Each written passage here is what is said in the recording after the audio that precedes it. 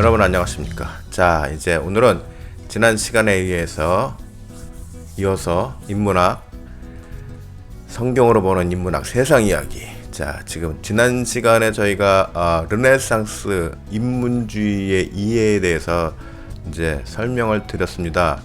사실 르네상스는 14세기에서 16세기 사이에 걸쳐서 과거의 역사 또 문화를 통해 우리의 지나간 자취를 돌아보자. 각 문화, 각 사회 분야별을 통해서 그런 운동으로 시작을 했고, 우리가 일반적으로 알고 있는 것처럼 탈종교, 인간 중심, 처음부터 인간 중심, 인간주의, 인본, 사람이 중심이다. 종교로부터 벗어난, 기독교로부터 벗어난 인간 중심의 어떤 문화와 예술과 문학과 이런 철학 가치를 처음부터 주장한 게 아니라, 처음에는 기독교 문화의 갱생을 위해서 시작이 됐다. 그래서 아드 폰테스라는 라틴어로 구호인데, 근본으로 돌아가자라는 이제 구호로 시작이 됐다. 보통 아드 폰테스, 근본으로 돌아가자라는 이 운동은 종교 개혁의 운동 구호로 알고 있습니다. 그러나 그 전에 인문주의 활동이 태동되면서 이 구호가 처음부터 시작이 되었다 라는 것입니다. 즉 한마디로 기독교의 순수성을 회복하고 문화를 갱생하자, 기독교 문화를 갱생하자라는 취지에서 이 르네상스 운동이 시작이 되었다라고 말씀을 드렸습니다. 그리고 르네상스 시대에 있어서 가장 중요한 인문주의 사상가로서 데시데리우스 에라스무스라는 사상가를 설명을 드렸는데, 이분이 인문주의 사상가였지만 14세기에 활동했던, 15세기에 활동했던, 그렇지만 16세기 전반기의 기독교 신앙에 커다란 영향을 끼친 인물이다. 그리고 종교 개혁을 일으키는데 여러 가지 베이직한 백그라운드의 어떤 기반을 다지는데 큰 역할을 한 인물이다라고 설명을 드렸습니다. 그리고 특히 평신도 성경 읽기 운동을 이제 펼쳐서 평신도 신앙이 성장되고 교회가 개혁되는데 어떤 원동력을 이제 불어넣어준 인물이다라는 설명을 드린 바 있습니다. 자, 오늘은 이제 본격적으로 그러면 기독교의 종교 개혁에 대해서 설명을 드리도록 하겠습니다. 자, 기독교 종교 개혁은 먼저 시대적인 배경을 이제 말씀을 드리자면, 중세 유럽에서 보통 기독교하면 보통 중세 유럽을 중심으로 하니까, 중세 유럽에서 기독교는 신학적으로 여러 가지 아주 커다란 업적을 남기기도 했습니다. 자, 우선 먼저 시대적 배경을 보면은 중세 유럽에서 기독교는 신학적으로 여러 가지 중요한 업적을 남기기도 했습니다. 그런데 한 15세기를 지나면서 지적인 활동이 점점 줄어들면서 피로감이 생기기 시작했습니다. 그러다가 르네상스 운동으로 인해서 다시금 동력을 받게 되고, 새로운 어떤 신학적인 패러다임과 표현 방식에 대한 요구가 거세지게 되었다라는 것입니다. 자, 이러한 패러다임의 전환은 16세기 들어서면서 이제 종교 개혁의 시발점이 되는 것입니다. 이 종교 개혁의 이제 흐름을 좀 이제 보면은 16세기 이후 교회는 믿음의 체계나 어떤 도덕성과 보다 더 성서적인 근거로 되돌리고자 하는 움직임이 나타나는 이제 1차 종교 개혁이 이제 진행이 됩니다. 자, 그러니까는 성경으로 돌아가자 이거죠. 예. 성경으로 돌아가고 어떤 믿음의 어떤 체계적인 어떤 그런 시스템을 확립하자라는 라는 것이 이제 1차 종교 개혁의 이제 포인트였습니다. 그리고 이런 운동의 결과로 프로테스탄트 교회의 탄생과 또 이런 영향으로 인해서 기존 카톨릭 교회의 쇄신을 불러오게 되는 이제 제2의 종교 개혁이 일어나게 됩니다. 그러니까 1차 종교 개혁을 통해서 신앙과 믿음의 어떤 체계적인 시스템을 구축하자라는 운동이 일어났고, 그 다음에 이런 운동으로 인해서 이제 본격적인 프로테스탄트 교회가 탄생이 되게 됩니다. 그런데 이러한 일련의 상황들을 쭉 보면서 기존의 카톨릭 교회가 위기의식을 느끼게 되죠. 그래서 야, 이거 안 되겠다 그러면서 카톨릭 교회도 덩달아서 쇄신 운동을 이제 일으키게 되는데, 이게 이제 카톨릭의 종교 개혁이라고 합니다. 그리고 이러한 흐름은 이제 유럽 안에서뿐만 아니라 북미, 그 다음에 스페인, 포르투갈은 유럽에 속하니까, 그 다음에 남미, 북미와 남미까지 이런 영향이 이제 퍼지게 됩니다.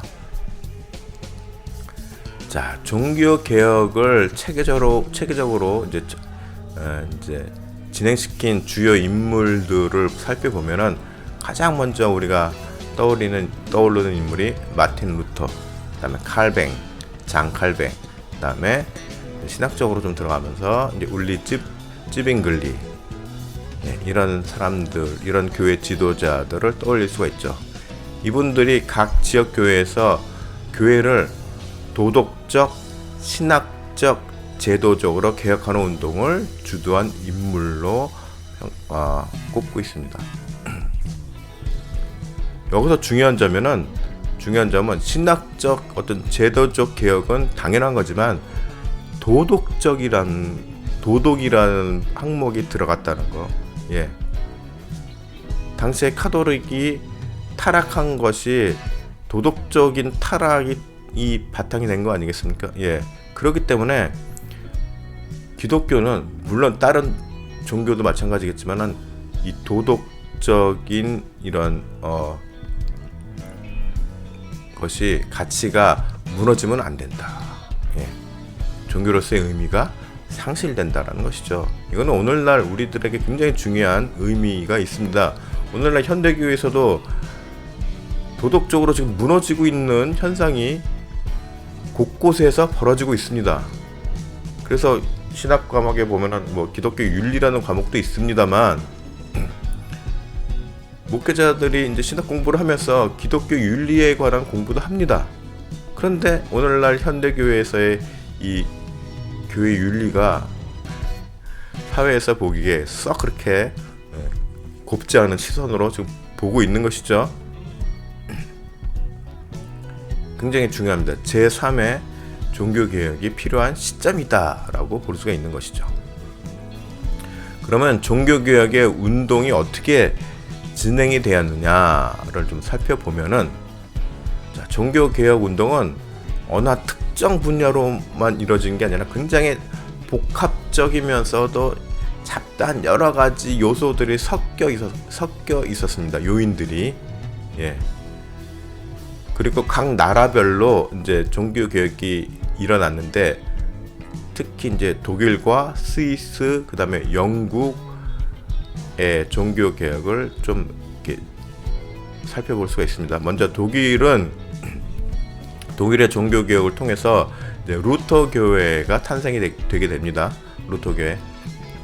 그다음에 스위스는 스위스의 종교 개혁을 통해서 보통 이제 칼뱅주의라고 불리는 개혁주의 기독교를 낳게 됩니다. 그래서 이제 스위스 제네바에 가면은 이제 칼뱅 교회가 있습니다. 저도 예전에 출장으로 회사 일을 하면서 이제 출장으로 제네바를 간 적이 있었는데, 어떤 이제 박람회를 참가하기 위해서 그때 이제 제네바에 칼뱅 교회가 있다고 그래가지고 일과 끝나고 그 칼뱅 교회를 가서 사진 한번 찍은 기억이 있습니다. 근데 거기 전체를 다 둘러보지는 못했어요. 너무 밤이라. 예. 그래서 하여튼간 스위스 종교개혁은 칼뱅주의를 낳았다. 개혁주의 기독교를 낳았다. 그 다음에 영국의 종교개혁으로 인해서 대표적인 교회가 어느 교회죠? 예, 성공회죠. 성공회를 이제 탄생시켰다. 이 성공회는 가면은 거의 카톨릭 교회 같아요. 예배의 형태가. 그런데 예배 중간에 찬송가를 부릅니다. 예, 찬송가는 거의 프로테스탄트 교회의 상징과도 같은 그런 것이죠. 찬송가를 부르고 코랄 찬송가를 부릅니다. 네.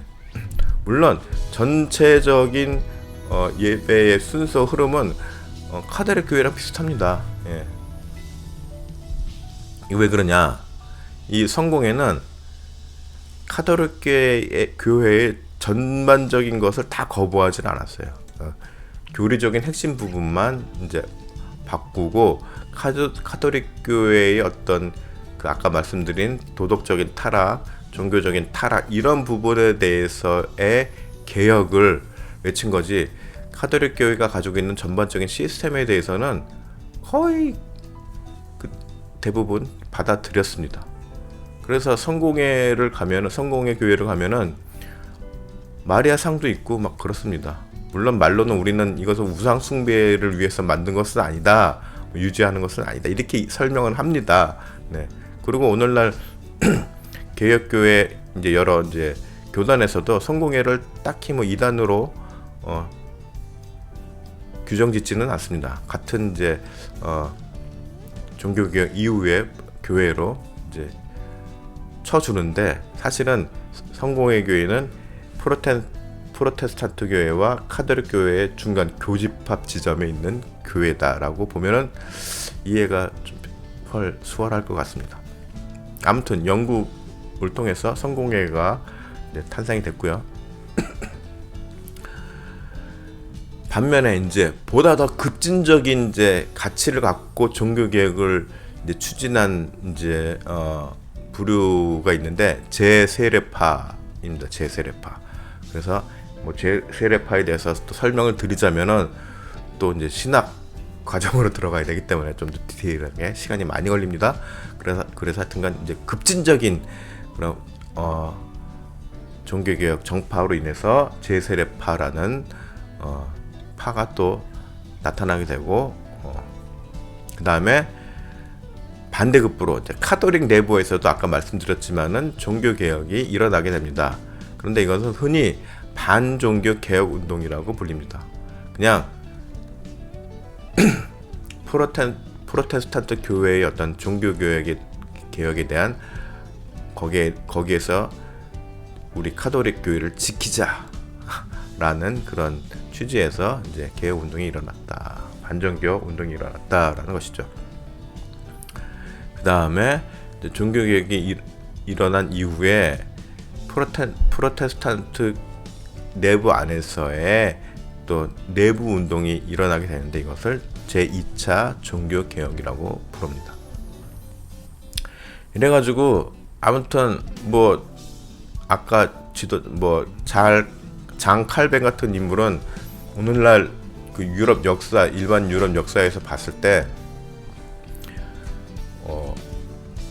굉장히 사람들을 뭐 종교적으로 탄압하고 박해했다라고 하는 그런 평가를 또 받기도 하는 인물이기도 합니다. 네. 그래서 뭐 그런데 이런 부분은 역사적으로 우리가 좀 더 예민하고 섬세하게 살펴볼 필요가 있기 때문에 뭐 그런 평가들은 일단 여기서는 이제 뒤로 하고 아무튼 여러 가지 이제 복합적인 또 교회 정치적인 관계 뭐 그다음에 카톨릭 교회와 이 종교개혁 세력 간의 어떤 정치적인 알력 같은 것도 없지 않아 있었고 물론 거기에서는 교회를 개혁하자 그다음에 카톨릭 교회가 당시에는 이제 기득권이었죠. 기득권을 지키고자 하는 그런 과정에서의 싸움들 치열한 싸움이 있었습니다.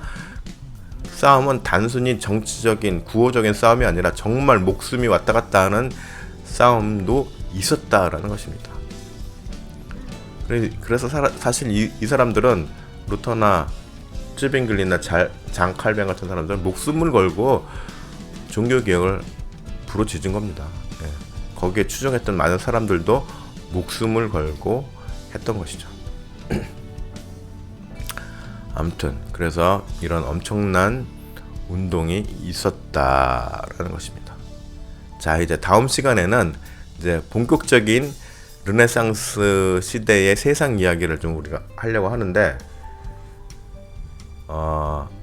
당시에는 이제 이 페스트가 역병이죠. 페스트라는 역병이 유럽을 휩쓸게 됩니다.